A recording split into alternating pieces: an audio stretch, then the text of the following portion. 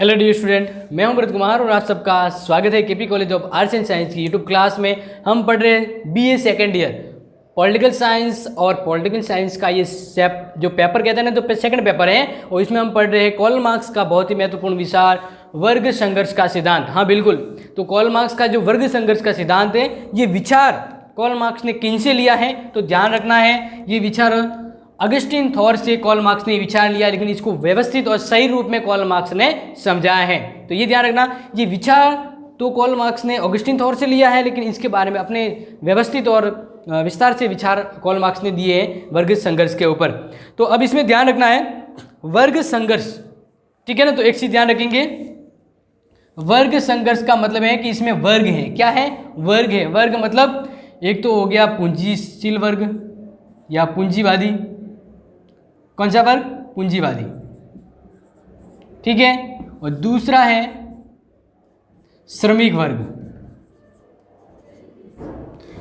तो इस तरह से दो वर्गों के बीच में संघर्ष का ये जो घटनाक्रम है, यही वर्ग संघर्ष का सिद्धांत है। इसको बहुत अच्छे से समझते हैं, लेकिन फिलहाल आपको मोटे रूप में समझना है कि कार्ल मार्क्स ने कहा है कि इतिहास में अब तक का जो इतिहास बना है वो वर्ग संघर्ष का इतिहास है। दो हमेशा इतिहास में अगर देखें तो कार्ल मार्क्स कहता है कि दो ही वर्ग थे, एक तो पूंजीशील वर्ग और एक श्रमिक वर्ग। दोनों के बीच इतिहास, मतलब दोनों के बीच इतिहास बना इस वर्ग संघर्ष की वजह से, आर्थिक तत्वों की वजह से। और यही बात को हम विस्तार से समझेंगे। फिलहाल आपको यहाँ पे समझ में आ गया होगा जो समझाना चाह रहा हूँ। तो स्टार्टिंग में बात करते हुए कह रहे हैं कि वर्ग व्यक्तियों के उस समूह को कहते हैं। सबसे पहले ध्यान रखना है कि वर्ग किसको कहते हैं, ठीक है ना। तो वर्ग एक समूह होता है, ठीक है ना, लेकिन उस समूह में सभी का एक सा हित होता है। एक सा हित होता है, यानी कोई भी वर्ग हो तो जो वर्ग स्पेशली वो वर्ग है ना, उस वर्ग में जो जितने भी लोग हैं वह सभी एक ही हित को चाहते हैं या उन सब का एक ही हित है। मान लीजिए किसान वर्ग है, तो किसान वर्ग का हित क्या है, उद्देश्य क्या होगा? अपनी खेती को अच्छे से बनाना, कृषि क्षेत्र है उनका हित संबंध होगा। पूंजीशील है, पूंजी कमाना। श्रमिक वर्ग है, श्रमिक अपना उद्धार और पैसे व्यवस्थित जीवन यापन करना, ये इनका एक हित है। यानी हित का समूह का, ये जो वर्ग का मतलब है कि ऐसा समूह जिसका एक ही हित हो सभी का। समझ रहे हैं ना। तो इस तरह से इसको हम कहते हैं वर्ग। क्या कहते हैं? वर्ग। वर्ग किसको कहेंगे? जिसमें सभी समूह के सभी जो लोग हैं उन सभी का एक सा हित होता है, एक सा हित होता है। इस तरह से मार्क्स ने कहा, साम्यवादी घोषणा पत्र के अंदर कहा था मार्क्स ने कि अब तक के समस्त सामाजिक जीवन का इतिहास वर्ग संघर्ष का इतिहास है। यानी ये इतिहास जो पूरा बना है, कहीं ना कहीं इसमें दो वर्गों के बीच संघर्ष का कारण है, ये कह रहे हैं। तो मार्क्स का वर्ग संघर्ष सिद्धांत समाज में उत्पादन और वितरण पर आधारित है। ये भी ध्यान रखेंगे, ये जो सिद्धांत है, ठीक है ना, ये वितरण एवं उत्पादन पर आधारित है। किसके वितरण उत्पादन पर? संसाधन साधन। तो ये कह रहा वर्ग संघर्ष क्यों हुआ? क्योंकि दो वर्ग थे और दो वर्गों के बीच वितरण और उत्पादन को लेकर, वितरण किसका? संसाधन या साधन। मतलब एक राष्ट्र की जो संपत्ति है, उस राष्ट्र की संपत्ति का वितरण कैसे हो रहा है, उस राष्ट्र में उत्पादन है वो कैसे हो रहा है। समझ रहे हैं ना जो मैं चीज़ बता रहा हूँ आपको। मेरे कहने का मतलब है कि मान लीजिए कोई गांव है, ठीक है। अब इस गांव के अंतर्गत क्या होता है कि कुछ प्रभावशाली व्यक्ति होते हैं, ठीक है ना। वो प्रभावशाली व्यक्ति जो ये गांव के जितने भी संसाधन हैं उन संसाधन पर अपना अधिकार कर लेते हैं। मान लीजिए यहाँ पे वो वर्ग हो गया पूंजीपति वर्ग और दूसरा है श्रमिक वर्ग, ठीक है। आप इसी समझना, यानी इस तरह से देश का जितना भी संसाधन है उसका उपयोग या उसका ज़्यादा से ज़्यादा अधिकार है संसाधन पर उस देश के पूंजीपतियों का है, या जो उत्पादन ज़्यादा से ज़्यादा जो उत्पादन करने की जो क्षमता है या जो उत्पादन कार्य है उसके ऊपर भी नियंत्रण पूंजीपति का है। तो फिर ये वर्ग है वो कमज़ोर रहेगा और क्या बनेगा? शोषण का शिकार बनेगा। इस तरह से इन दोनों के बीच में क्या हो जाता है? संघर्ष हो जाता है। क्या हो जाता है? संघर्ष। तो मार्क्स ने कहा कि इतिहास के अंतर्गत हम देखें तो हमें दो वर्ग दिखाई देते हैं, एक जो पूंजीवादी, एक श्रमिक, यानी दो वर्ग, यानी एक तो होता है शोषित, ठीक है, एक शोषक, यानी कहने का मतलब ये दो वर्ग है।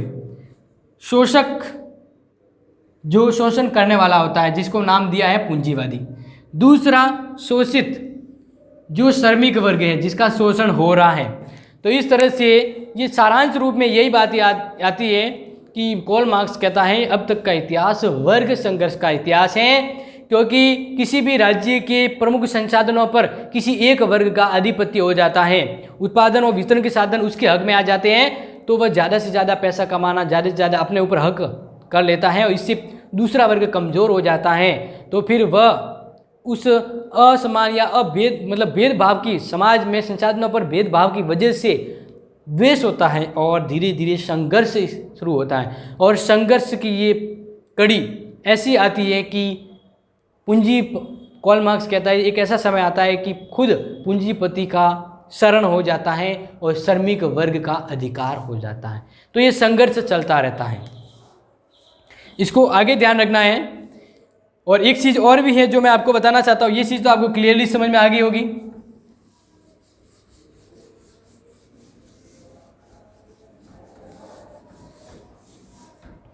दूसरा ध्यान रखना है कि वर्ग संघर्ष की अपनी इस धारणा के आधार पर मार्क्स पूंजीवाद के अंत की संभावना व्यक्त करता है। ये कहता है कि जो दो वर्ग हैं, यहाँ पे हम दो वर्ग की बात करते हैं, तो जो दो वर्ग हैं, एक तो पूंजीशील और एक श्रमिक, तो ये कह रहा है कि इस तरह से एक समय ऐसा भी आता है कि इसका अंत होता है, यानी ये समाप्ति की ओर जाते हैं। यानी जिस तरह से पूंजीशील अपना काम कर रहा है, एक समय ऐसा आएगा कि खुद इन्हीं की वजह से या इन्हीं के कारणों से पूंजीशील वर्ग है वो धीरे धीरे पतन की ओर जाएगा। और पूंजीवादी अवस्था में यानी इस खुद की अवस्था में ही इसके अंत का वर्णन भी है, यानी अंत इसके अंदर ही है जिस तरह से ये है। तो पूंजीपति अधिक उत्पादन में विश्वास करते हैं और जिसका परिणाम थोड़े से व्यक्तियों के हाथों में अधिक धन का होना। इसके परिणाम स्वरूप पूंजीपतियों की संख्या में निरंतर कमी होगी और श्रमिकों की में वृद्धि होगी, क्योंकि किसी देश में ज़्यादा से ज़्यादा पूंजीशील नहीं हो सकते, श्रमिक ज़्यादा हो सकते हैं। यानी इस तरह से बढ़ेगा तो पूंजी तो इनके पास होगी, लेकिन इनकी जो संख्या है पूंजीशील लोगों की वह कम होती जाएगी और जो श्रमिक हैं उनकी संख्या है वो बढ़ती जाएगी। ये फेरबदल होगा। अब जब इस तरह की व्यवस्था होगी तो पूंजीशील अपने आर्थिक लाभों के कारण फिर क्या करेंगे कि पूंजीशील अपने आर्थिक लाभों के कारण अपनी जो संपत्ति है, क्या है? संपत्ति, ठीक है ना, ये ध्यान रखना। अपनी जो संपत्ति है वे अपनी संपत्ति का क्या करेंगे? दूसरे देशों में इन्वेस्ट करेंगे, यानी वह अपनी संपत्ति का दूसरे देशों में इन्वेस्ट करेंगे। इस तरह से पूंजी का ये असमान वितरण देखा जाता है और यहीं से अर्थव्यवस्था का खतरा भी उत्पन्न होता है, जो मैं आपको बताना चाहता हूँ। यानी सिंपल सी बात है कि पूंजीपतियों का मुकाबला करने में वो सफल तो नहीं होंगे श्रमिक वर्ग, लेकिन इसके परिणाम स्वरूप अधिक मूल्य और उद्योगों में उत्पादन की मात्रा बढ़ जाने के कारण इसकी खपत के लिए दूसरे देशों में व्यापारी वर्ग पूंजीशील मंडियां बनाएंगे और विकसित पूंजीवादी देशों में पूंजीपति दूसरे देशों में अपनी पूंजी लगाए। तो इस प्रकार पूंजीवादी विश्व व्यवस्था अंतर्राष्ट्रीय व्यवस्था का रूप धारण कर लेती है। जब वो पूंजीशील अंतर्राष्ट्रीयकरण होता है तो श्रमिक वर्ग भी अंतर्राष्ट्रीयकरण की ओर बढ़ जाता है।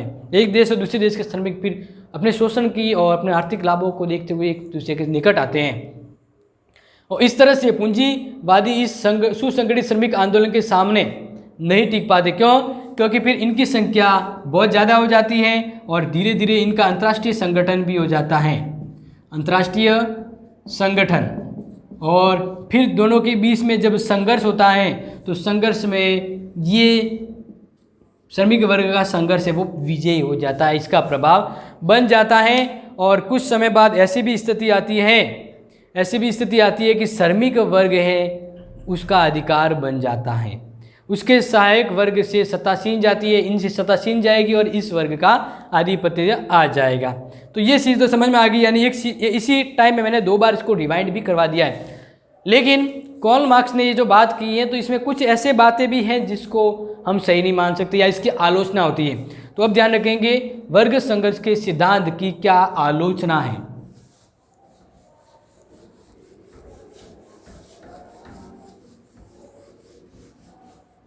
तो अब आप ध्यान रखेंगे इस सिद्धांत की आलोचना किसकी, वर्ग संघर्ष का जो सिद्धांत है इसकी आलोचना। और आलोचना में जो पहला पॉइंट हम करेंगे डिस्कस, पहला पॉइंट आपको ध्यान रखना है कि इस तरह से सामाजिक जीवन का मूल तत्व सहयोग है।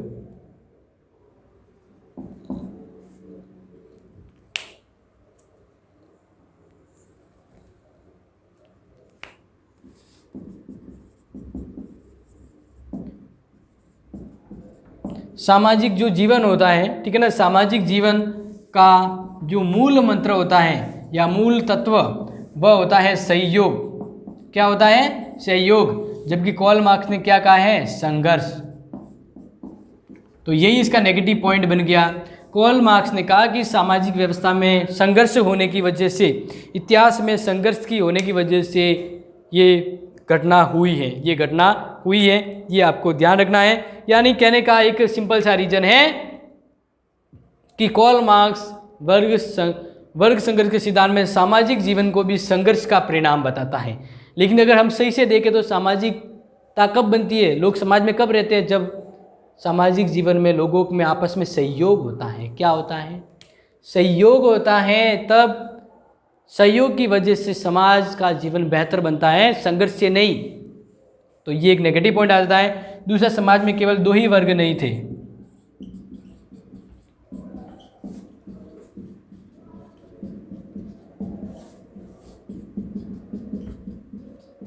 बिल्कुल सही बात है। कार्ल मार्क्स ने क्या कहा है? कार्ल मार्क्स ने कहा कि अब तक के इतिहास को हम देखें तो दो वर्गों के बीच संघर्ष हुआ है। यानी कार्ल मार्क्स ने एक तो वर्ग बताया पूंजीवादी वर्ग, जिसकी पूंजीशील यानी संपत्ति ज़्यादा है। दूसरा शोषण वाला यानी श्रमिक वर्ग। लेकिन कार्ल मार्क्स ये भूल गया कि हमेशा इतिहास उठा के देखते हैं तो एक और वर्ग भी मिलता है जिसको मध्यम वर्ग बोलते हैं। क्या बोलते हैं? मध्यम वर्ग। लेकिन कार्ल मार्क्स ने यहाँ पर कमी कर दी। उसने कहा कि समाज में केवल दो वर्ग के बारे में कहा, जबकि दो वर्ग नहीं होते, एक और वर्ग भी होता है जो मध्यम वर्ग कहा जाता है। इस तरह से ये भी सहयोग होता है। पूंजीशील और निर्धन के बीच मध्यम वर्ग वो भी पिसता है और वह इतिहास में बहुत ज़्यादा इम्पोर्टेंट होता है। क्रांति करने में, इतिहास को बदलने में मध्यम वर्ग की बहुत भूमिका होती है, जबकि कार्ल मार्क्स ने इसको इम्पोर्टेंट नहीं दिया था। ये चीज़ें आप ध्यान रखना है। आगे देखते हैं नेक्स्ट, तीसरा आलोचना का जो पॉइंट हम डिस्कस करेंगे, सामाजिक और आर्थिक वर्ग एक ही नहीं। सामाजिक और आर्थिक वर्ग एक ही नहीं।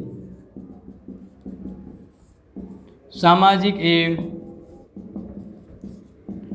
आर्थिक वर्ग एक नहीं। इस चीज़ को ध्यान रखिए। मार्क्स की एक त्रुटि यह भी है कि उसने सामाजिक और आर्थिक वर्गों को एक मान लिया गया है। समाजशास्त्रियों का कहना है कि वर्गों का केवल आर्थिक आधार पर नहीं बांटना चाहिए।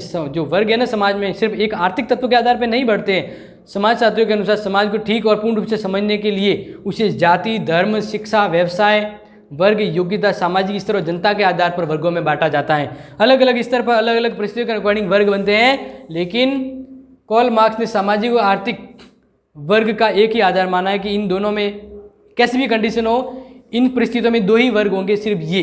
जबकि ऐसा नहीं, समाज में सामाजिक आधार पर जनजाति या वर्ग विभेद के आधार पर भी वर्ग बनते हैं। यानी अलग अलग परिस्थितियों में अलग अलग वर्ग देखे जाते हैं। लेकिन यहाँ पे आर्थिक और सामाजिक आधार पर एक सेम वर्ग नहीं होंगे। आर्थिक स्तर पर गरीब अमीर गरीब हो सकते हैं, सामाजिक स्तर पर भेदभाव वाले वर्ग हो सकते हैं, एक जैसे नहीं हो सकते। 4 नंबर पॉइंट आप ध्यान रखेंगे। 4 नंबर जो पॉइंट आपको बता रहा हूँ, 4 नंबर पॉइंट में जो इंपॉर्टेंट बात आती है कि क्रांति श्रमिक वर्ग के स्थान पर बुद्धिजीवी वर्ग द्वारा संपन्न है।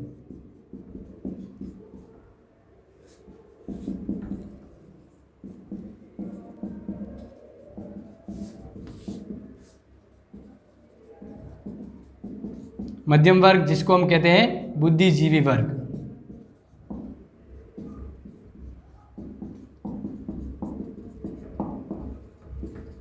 मार्क्स कहता है कि जो क्रांति हुई है ना, क्रांति में श्रमिक वर्गों ने भाग लिया है।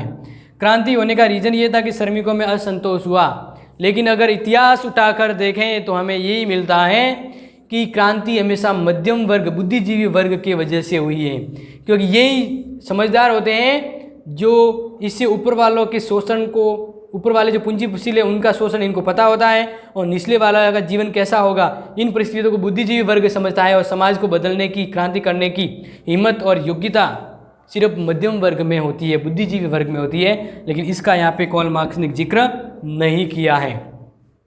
नेक्स्ट है, समस्त इतिहास वर्ग संघर्ष का इतिहास नहीं है।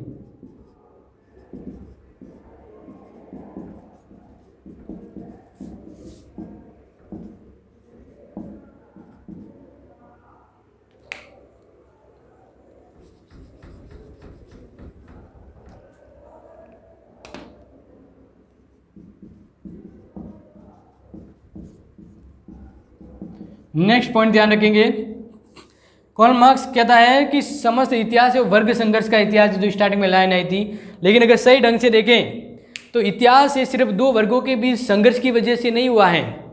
ऐसी बहुत सी परिस्थितियां हैं जिनके अकॉर्डिंग अगर आप देखें, मैंने पिछले वीडियो में बताया था कि इतिहास में कुछ ऐसी घटना भी है जो इन अमीर और गरीब वर्ग के अलावा भी घटनाएं होती हैं।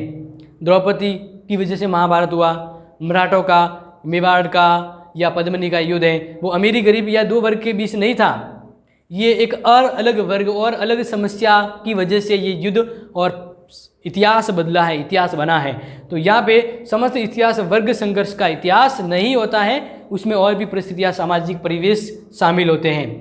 नेक्स्ट बात आती है, अंतिम पॉइंट, वर्गीयता से राष्ट्रीय भावना प्रबल।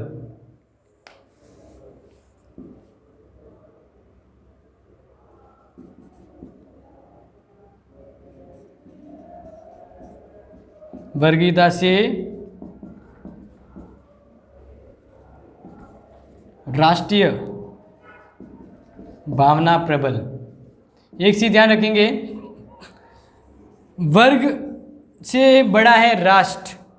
लोगों में वर्ग की भावना से अच्छा क्या होता है, वर्ग की भावना से बढ़िया है कि उनमें राष्ट्रीय भावना का विकास हो।